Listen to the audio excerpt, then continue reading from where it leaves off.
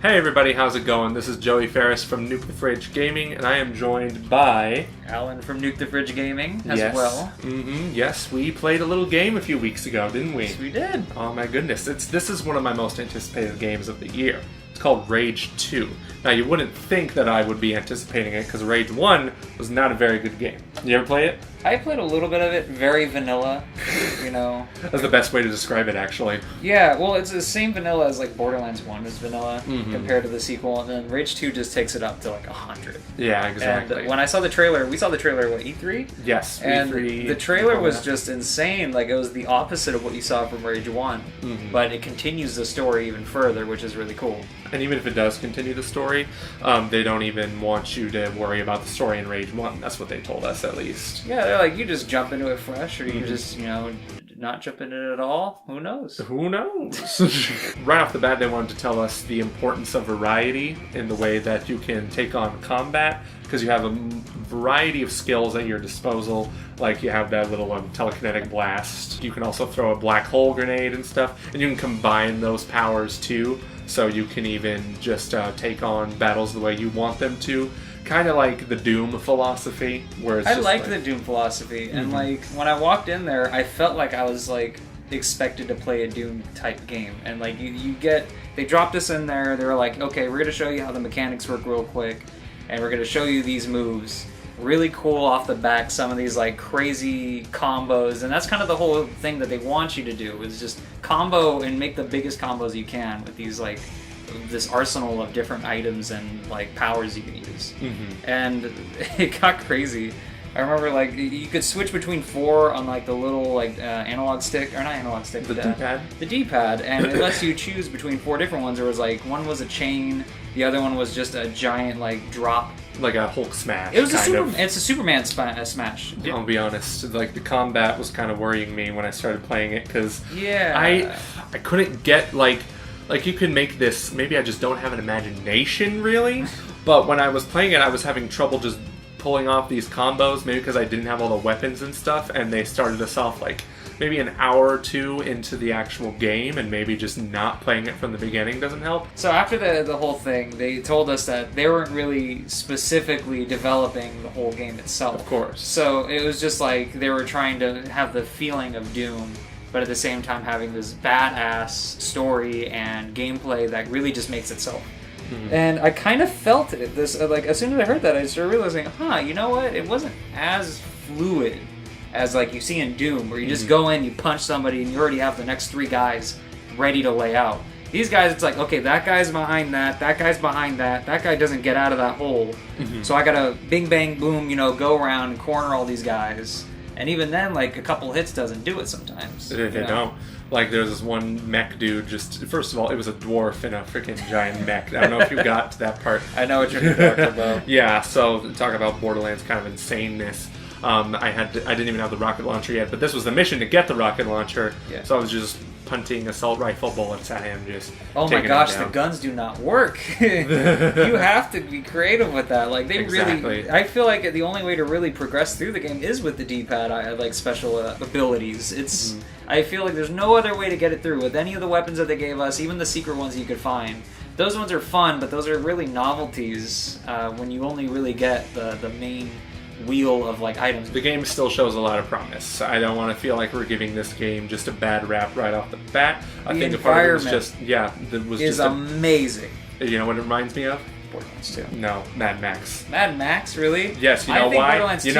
You know why, Alan? Because the people who made this game, Avalanche Studios and id Software, it shows a lot more Avalanche Studios in it, because Avalanche Studios also made the Mad Max video game. You know the environments looked a lot like Mad Max. The game looks like, because it's running on the same engine as Mad Max, it's not id Tech, and the map is kind of like Mad Max type. It's very desert landscape kind of thing. A lot of chasms, at least from where we played. They didn't let us do any car combat in this. It was mainly just one race, and then that was it. Just driving around location to location as well. Course, I felt like I was really, like, that was where I was struggling the most, which it could be me. I don't know. I don't play Forza Horizon, so who knows? Forza Horizon. But the environment that I'm talking about are the indoor ones where all the lighting and crazy colors come out and all the weirdos start coming out. It's all a seamless open world for one. I like that. You got, what was it, like the TV or whatever it was? Where you had the TV show. Yeah, you had to go on the TV show. I really wish I knew what it was called. I forgot what it's called too, but whatever. Go but on. you go in there, one of your missions is to get reputation through going through a TV show, which is basically a gauntlet-style challenge to show how badass you are.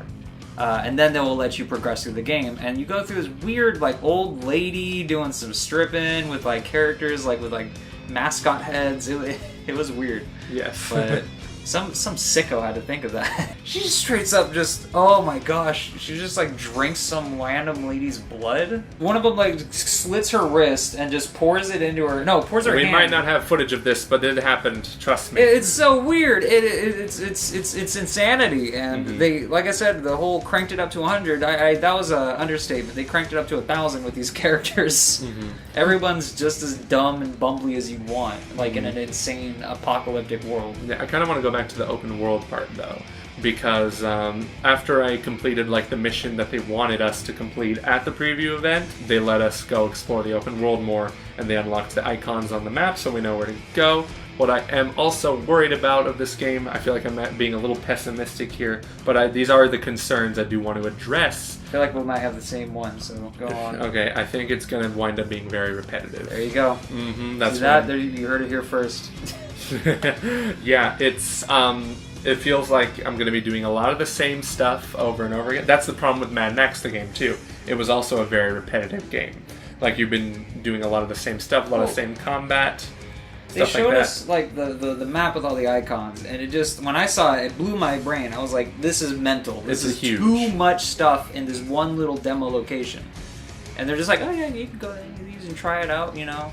And it's, a lot of them were racing, a lot of them were more, you know, hunting based, like bounty kind of stuff. Yeah, friggin' outposts where you have to take out every single villain, every single enemy. It's not a broken concept, but outposts are starting to become so repetitive in games, it's starting to become a niche. Or not even a niche, it's starting to become a cliche.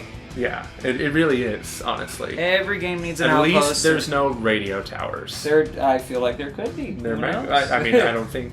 I think this is probably going to be a game where the map unlocks the more you visit it. That'd be interesting. Well, yeah. But what did you like about Rage 2?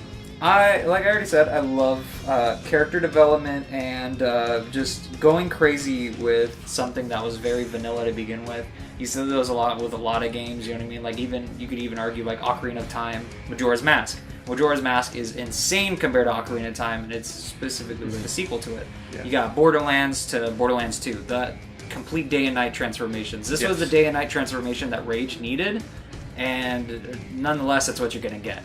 And it's going to be enjoyable nonetheless. If I'm not going to like it because of the repetitive missions that could be in there, I'm going to like it because all the character interactions, all of the dialogue, all the, like, just the concepts, honestly. I might actually get a concept art book from this because some of these characters look dope, even the enemies. I am very much looking forward to progressing as a player. I also hope, like, the level cap that I don't reach it fast, you know? Because when you start a game, when you play a game at a preview event, it's different than from when you're playing it at home. Or when you're in the comfort of your own little calm little space. So I have a feeling I'm going to enjoy Rage 2 a lot when I start it.